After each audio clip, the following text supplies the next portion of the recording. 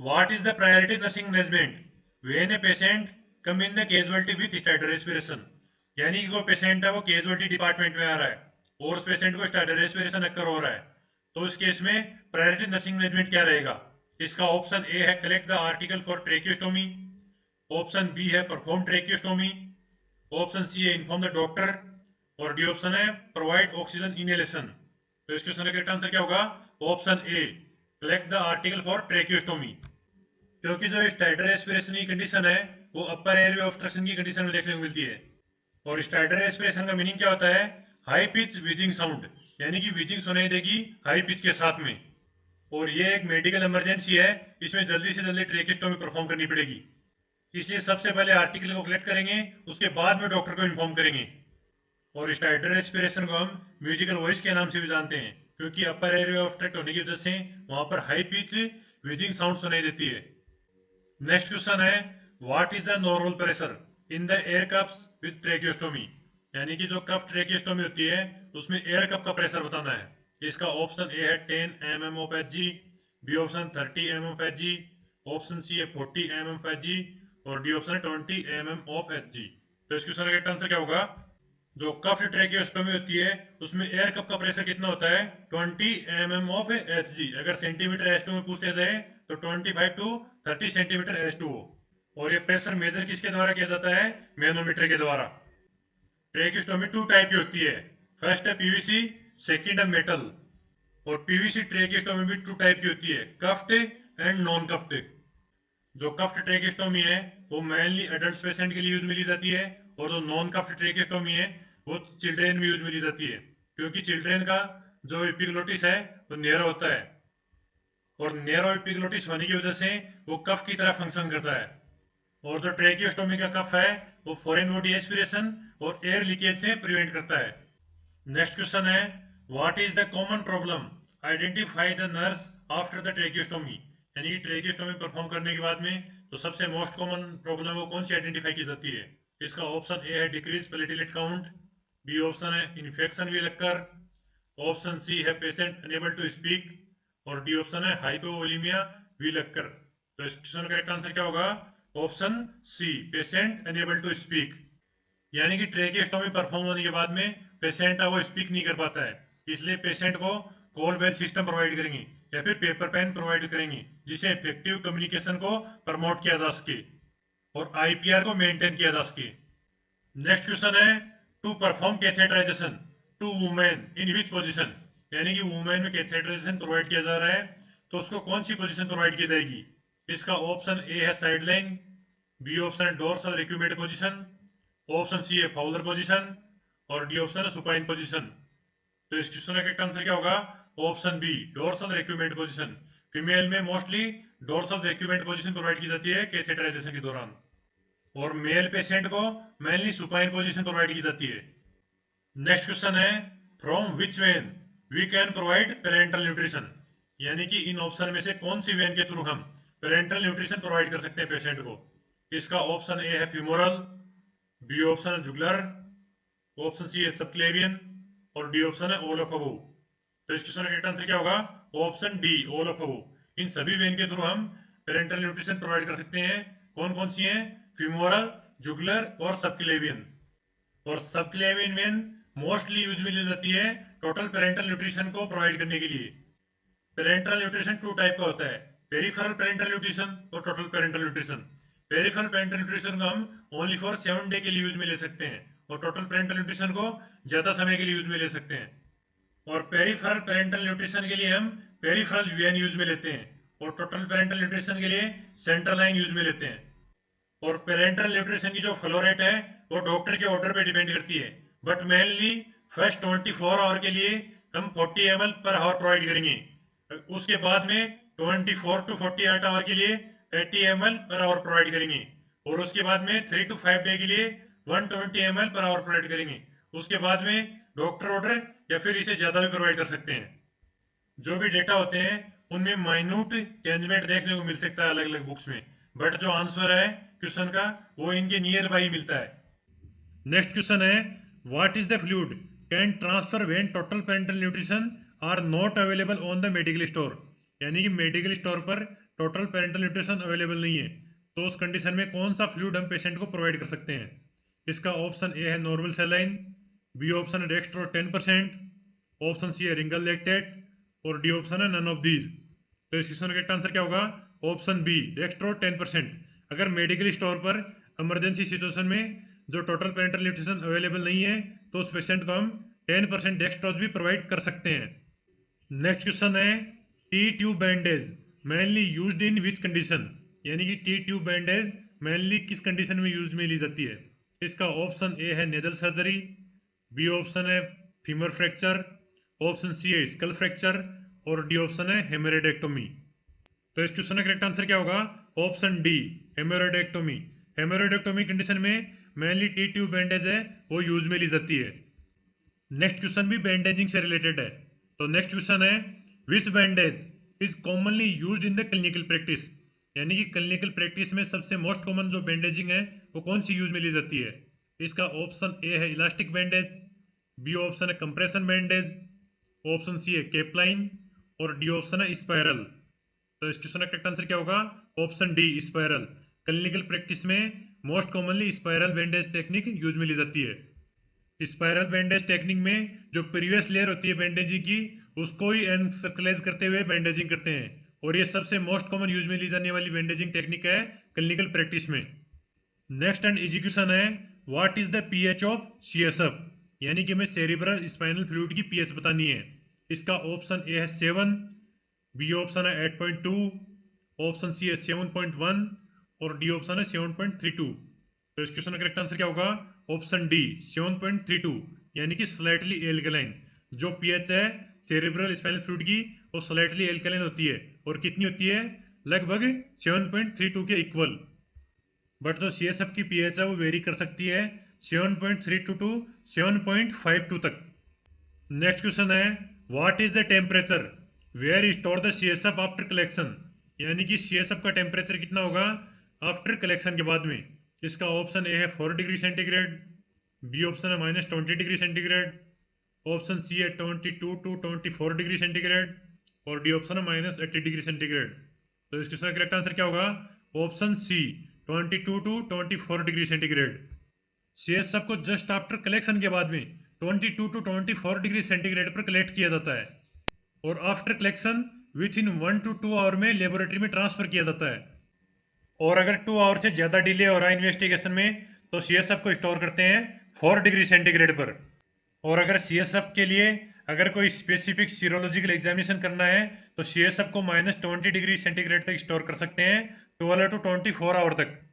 But अगर direct question पूछ लिया जाए कोई भी कंडीशन न देके कि सीएसएफ को कितनी डिग्री सेंटीग्रेड पे स्टोर करते हैं, तो आंसर होगा 22 टू 24 डिग्री सेंटीग्रेड।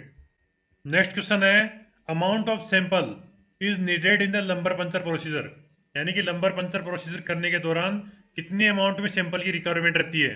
इसका ऑप्शन ए है 2 ml, बी ऑप्शन है 6 टू 10 ml, ऑप्शन सी है 1 ml और डी ऑप्शन है 15 टू 20 ml। तो इस क्वेश्चन का करेक्ट आंसर क्या होगा? Option B 6 to 10 ml। 6 to 10 ml sample की नीड रहती है लंबर पंचर प्रोसीजर के दौरान। और एक इंपॉर्टेंट नोट है, ये भी आपको ध्यान में रखना है, मेनली 3 वाइल यूज में लेते हैं सैंपल कलेक्शन के लिए सीएसएफ का। फर्स्ट वाइल के थ्रू तो बैक्टीरियल एग्जामिनेशन करते हैं, सेकेंड वाइल के थ्रू वायरल एग्जामिनेशन करते हैं और थर्ड वाइल के थ्रू साइटोलॉजिकल एग्जामिनेशन करते हैं, यानी कि सेल की स्टडी करते हैं। और ईच वाइल में 2 टू 3 ml सीएसएफ कलेक्ट किया जाता है। नेक्स्ट क्वेश्चन है which instrument will use for measure the pressure of CSF, यानी कि सेरेब्रल स्पाइनल फ्लूइड का प्रेशर मेजर करने के लिए कौन से इंस्ट्रूमेंट का यूज लिया जाता है? इसका ऑप्शन ए है गोनियोमीटर, बी ऑप्शन है मैनोमीटर, ऑप्शन सी है इन्फेंटोमीटर और डी ऑप्शन है स्टेडियोमीटर। तो इस क्वेश्चन का करेक्ट आंसर क्या होगा? Option B manometer. Manometer use में लिया जाता है सेरेब्रल स्पाइनल फ्लूइड का प्रेशर मेजर करने के लिए, और नॉर्मल सीएसएफ प्रेशर कितना होता है? 5 to 15 mm of Hg। But आपको कुछ बुक्स में सीएसएफ का pressure 8 to 15 mm of Hg भी देखने को मिल सकता है, क्योंकि डिफरेंट बुक्स में माइन्यूट वेरिएशन देखने को मिलता है डेटाज में। बट एग्जाम में जो क्वेश्चन है वो आपका रॉन्ग नहीं होगा अगर आप 5 टू 15 mm Hg भी याद रखते हो। नेक्स्ट क्वेश्चन है most common complication of abdominal paracentesis, यानी कि हमें एब्डोमिनल पैरासिटाइसिस का मोस्ट कॉमन कॉम्प्लिकेशन बताना है। इसका ऑप्शन ए है रेस्पिरेटरी फेलियर, बी ऑप्शन है लीवर फेलियर, ऑप्शन सी है किडनी फेलियर और डी ऑप्शन है पेरिटोनाइटिस। तो इस क्वेश्चन का करेक्ट आंसर क्या होगा? ऑप्शन डी, पेरिटोनाइटिस, यानी कि पेरिटोनियल कैविटी का इन्फ्लामेशन होना। एब्डोमेन की कोई भी सर्जरी हो, उन सभी सर्जरीज का मोस्ट कॉमन कॉम्प्लिकेशन क्या होता है? पेरिटोनाइटिस। नेक्स्ट क्वेश्चन है best position to perform abdominal paracentesis, यानी कि एब्डोमिनल पैरासिम्पथेसिस परफॉर्म करने के लिए सबसे बेस्ट पोजीशन कौन सी रहती है? इसका ऑप्शन ए है साइडलाइन पोजीशन, बी ऑप्शन है फाउलर पोजीशन, ऑप्शन सी है सेमी फाउलर पोजीशन और डी ऑप्शन है रोथ पोजीशन। तो इस क्वेश्चन का करेक्ट आंसर क्या होगा? Option B, Fowler position. Fowler position सबसे बेस्ट रहती है एब्डोमिनल पैरासिम्पथेसिस को परफॉर्म करने के लिए। और सेकंड प्रायोरिटी किसको देंगे? सेमी फाउलर पोजीशन को। अब हम डिस्कस करेंगे ब्लड ट्रांसफ्यूजन से रिलेटेड इंपॉर्टेंट क्वेश्चन का। तो फर्स्ट क्वेश्चन है what is the importance of dextrose in the blood to store the blood in blood bank, यानी कि ब्लड बैंक में ब्लड को स्टोर करना है तो डेक्सट्रोज की क्या इंपॉर्टेंस रहेगी? इसका ऑप्शन ए है provide nutrition to the blood cells, B option है provide life span to the blood cells, option C है यूज्ड एज प्रिजर्वेटिव और डी ऑप्शन है यूज्ड एज एंटीकोगुलेंट। तो इस क्वेश्चन का करेक्ट आंसर क्या होगा? Option A, provide nutrition to the blood cells. जो ब्लड के अंदर डेक्सट्रोज होता है तो उसकी इंपॉर्टेंस क्या रहती है? वो ब्लड सेल्स को न्यूट्रिशन प्रोवाइड करता है। मेनली 4 टाइप के प्रिजर्वेटिव यूज में लिए जाते हैं ब्लड बैंक में, जिसमें फर्स्ट है सीपीडी यानी कि सिट्रेट फॉस्फेट डेक्सट्रोज, और सेकंड है एसीडी यानी कि एसिड सिट्रेट डेक्सट्रोज, और थर्ड है डेक्सट्रोज सेलाइन एडिनिन, और फोर्थ है सीपीडीए। ये सबसे मोस्ट कॉमन यूज में लिया जाता है, यानी कि जो ये 4 है इनमें से भी सबसे मोस्ट कॉमन कौन सा यूज में लिया जाता है? सीपीडीए, और इसकी फुल फॉर्म क्या होगी? Citrate phosphate dextrose adenine. अगर पेशेंट को 1 यूनिट ब्लड प्रोवाइड किया जा रहा है तो उस 1 यूनिट में 300 ml तो ब्लड की अमाउंट रहेगी, प्लस उसमें 50 ml प्रिजर्वेटिव ऐड करते हैं। नेक्स्ट क्वेश्चन है what is the normal haematocrit value in the female, यानी कि फीमेल्स में नॉर्मल हिमेटोक्रिट वैल्यू कितनी होती है? इसका ऑप्शन ए है 20%, बी ऑप्शन है 55 to 60%, ऑप्शन सी है 35 to 47% और डी ऑप्शन है 30%। तो फीमेल्स में जो हिमेटोक्रिट की नॉर्मल वैल्यू कितनी होती है? इस क्वेश्चन का करेक्ट आंसर क्या होगा? Option C, 35 to 47%। अगर मेल की बात की जाए तो मेल में हिमेटोक्रिट वैल्यू कितनी होती है? 42 to 52%। बट अगर एवरेज हिमेटोक्रिट वैल्यू की बात की जाए तो वो कितनी होती है? 44%। नेक्स्ट क्वेश्चन है how much amount of haematocrit will decrease then patient need RBC transfusion, यानी कि हिमेटोक्रिट वैल्यू कितने से डिक्रीज होने पर आरबीसी ट्रांसफ्यूजन की नीड रहती है? इसका ऑप्शन ए है 50%, बी ऑप्शन 45%, ऑप्शन सी है 40% और डी ऑप्शन है 30%। तो इस क्वेश्चन का करेक्ट आंसर क्या होगा? Option D, 30%। 30% से लेस होने पर पेशेंट को आरबीसी ट्रांसफ्यूजन की नीड रहती है, और जो नॉर्मल हिमेटोक्रिट वैल्यू है वो 2 to 3% इंक्रीज होती है 1 यूनिट आरबीसी ट्रांसफ्यूज करने पर। नेक्स्ट क्वेश्चन है what is the name of instrument where platelet store in the blood bank, यानी कि ब्लड बैंक में प्लेटिलेट को स्टोर करने के लिए कौन से इंस्ट्रूमेंट को यूज में लिया जाता है? इसका ऑप्शन ए है रेफ्रिजरेटर, बी ऑप्शन है इंक्यूबेटर, ऑप्शन सी है एजिटेटर और डी ऑप्शन है रेडिएंट वार्मर। तो इस क्वेश्चन का करेक्ट आंसर क्या होगा? Option C, agitator. एजिटेटर का यूज किया जाता है ब्लड बैंक में प्लेटिलेट को स्टोर करने के लिए, और प्लेटिलेट्स को 8 to 11 डेज तक स्टोर कर सकते हैं, और स्टोरेज टेम्परेचर कितना होना चाहिए? 2 to 24 डिग्री सेंटीग्रेड, यानी कि रूम टेम्परेचर पर। नेक्स्ट क्वेश्चन है rapid administration of blood containing citrate cause, यानी कि रैपिड एडमिनिस्ट्रेशन ऑफ ब्लड की वजह से जो ब्लड के अंदर एज ए प्रिजर्वेटिव जो सिट्रेट यूज में लिया जाता है उसकी वजह से क्या कोज हो सकता है? उसका ऑप्शन ए है हाइपरकैलेमिया, बी ऑप्शन है हाइपोकैलेमिया, ऑप्शन सी है हाइपोकैल्सीमिया और डी ऑप्शन है हाइपरकैल्सीमिया। तो इस क्वेश्चन का करेक्ट आंसर क्या होगा? Option C, hypocalcaemia. Hypocalcaemia cause हो सकता है सिट्रेट की वजह से, अगर हम रैपिड एडमिनिस्ट्रेशन कर रहे हैं तो, क्योंकि सिट्रेट पर नेगेटिव चार्ज होता है और कैल्शियम पर होता है पॉजिटिव चार्ज, दोनों आपस में कंबाइंड हो जाएंगे और जिसकी वजह से क्या होगा? हाइपोकैल्सीमिया होगा, और हाइपोकैल्सीमिया की कंडीशन में टिटेनी लाइक सिम्टम देखने को मिलते हैं। और ब्लड ट्रांसफ्यूजन के ड्यूरिंग हाइपोकैल्सीमिया का मैनेजमेंट भी आपको ध्यान में रखना है। तो हाइपोकैल्सीमिया का मैनेजमेंट करने के लिए सबसे पहले जो इन्फ्यूजन की रेट है उसको स्लो करेंगे, और इन्फ्यूजन की रेट को स्लो करने के बाद में डॉक्टर को इन्फॉर्म करेंगे, और डॉक्टर को इन्फॉर्म करने के बाद में डॉक्टर है वो ऑर्डर करेगा कैल्शियम ग्लूकोनेट का, और कैल्शियम ग्लूकोनेट की डोज क्या रहेगी, 100 ml ब्लड में हम 10 ml नॉर्मल सलाइन के साथ में 1 ml कैल्शियम ग्लूकोनेट को मिक्स करते हैं।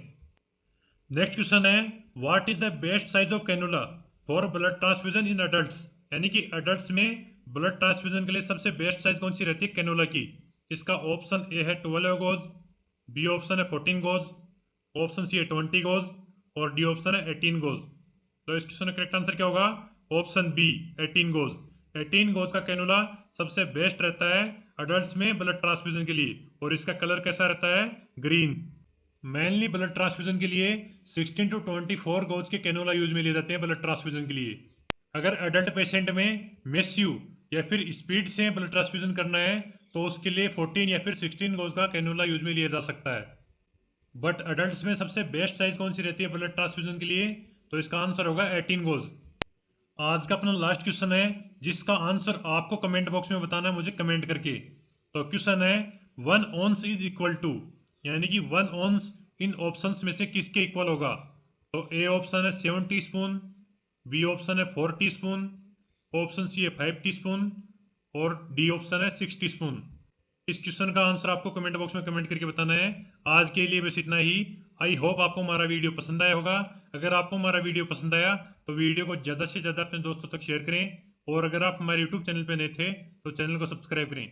जय हिंद, जय भारत। मिलते हैं नेक्स्ट